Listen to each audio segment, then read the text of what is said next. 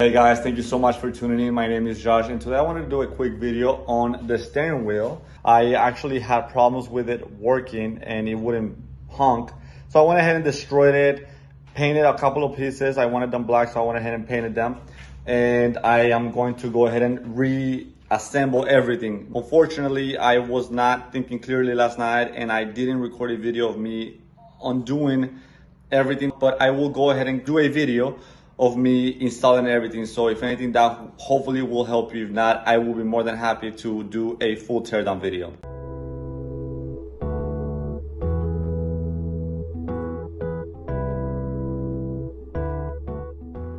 So as you guys can see, the steering wheel is looking very pretty. I took the steering wheel off, I painted everything. I didn't want this human skin color in here, but as of right now, I'm just gonna go ahead and paint the components that hold the steering wheel, and this is all that encases the steering wheel. And you might think that there is a lot that goes into it. There's really not that much. This is the main point of contact in the car, and what this essentially does is it creates a shortcut in the honk to make it beep, and once you stop pressing on it, the honk will stop. So this is your lock to lock the steering wheel in place. This is your main cover, Corvette logo, screws. This is the most important screw, as this holds everything together. So do not mess this screw. If not, you're gonna be screwed. And here's the steering wheel. I just went ahead and painted it. I kind of like it more than the stock. I'm looking forward to seeing it in the car.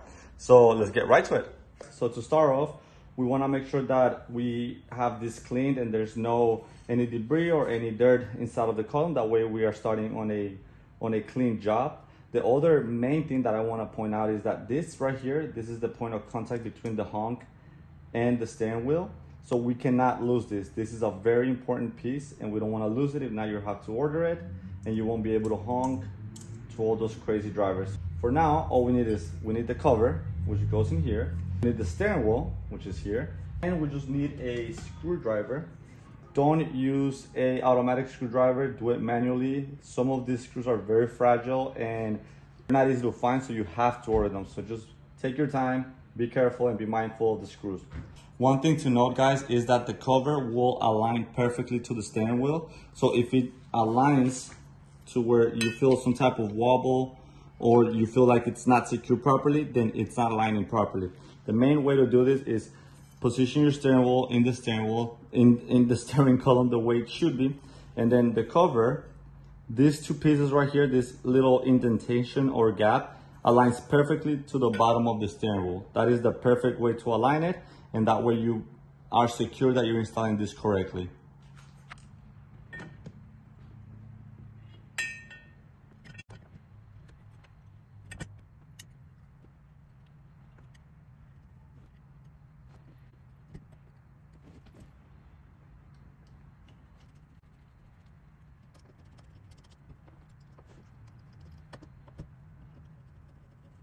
One thing that I want to note is that I do not tie all the way each screw just because I want to be able to screw them all equally.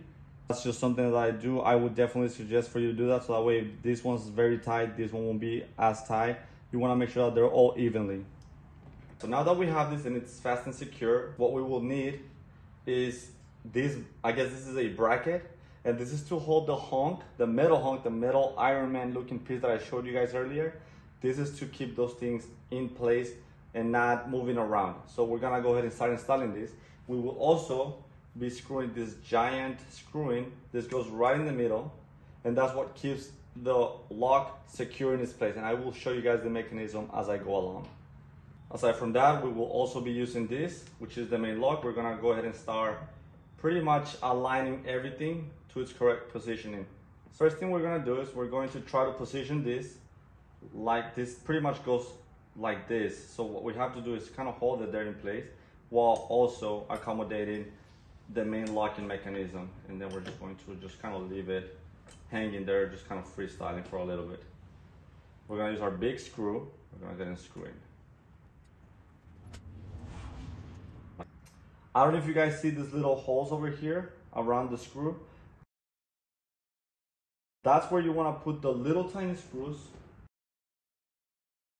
in place to make sure that the locking mechanism is adequate and accurate for you. If you want more of a difficult locking mechanism or a harder to move mechanism or a softer one, I definitely recommend the harder version, just because that way this thing won't be moving up and down or side to side or anywhere. So we're gonna head and tie it accordingly. What we're gonna be able to do while we put these two screws is make sure that the locking mechanism is properly attached and not allowing the steering wheel to move front or back. You gotta feel some kind of pressure when coming this way, so that way you know that the mechanism is properly adjusted. Once you're happy with that, then you can go ahead and finish adjusting the screws. Something that I want to point out is that these two screws over here, as you guys can tell, mine's a little bit worn out, are extremely fragile. So just take your time, be careful, do not rush this. Once you are done setting it and you're testing it and make sure the steering wheel doesn't move once you open the lock or close it, you should be able to continue with the next step. And this one's the actual honk. So keep in mind that these three little screws have to align with this little plate over here that has to align with the further down inserts for the screws. So make sure that it aligns, but it's pretty straightforward. The bottom one has to point out, these ones point out to the side, same as the honk. This little prong over here makes direct contact with the little prong and spring that's inside the steering wheel. So keep that in mind, make sure you align those together, otherwise your car will not work and will not honk. Now, there are three different rings. Sometimes they don't make a connection because they're rusted, so make sure you sand them a little bit, clean them up, and make sure they're just in good shape for you to continue this installation. Otherwise, the honk will not work. All right, now that we have everything set together, we can go ahead and install them. And I usually like to align the bottom screw to the hole and then the side ones, as it makes it a lot easier than having to look for each one individually. Once you are able to catch the plate in the back, then you just gotta make sure that the prongs are touching, and then you can go ahead and start screwing in. Everything looks very nice. However, we do have to test that out to make sure that the honk actually works, because otherwise this whole job just became useless. You should have three different ways of pushing the honk to be able to hear a noise. So let's test it out. There we go.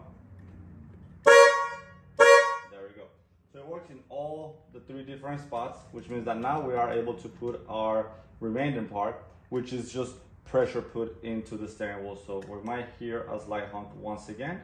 I'm gonna try to do this as quick as possible. And then you just have to align it. And that's it, guys.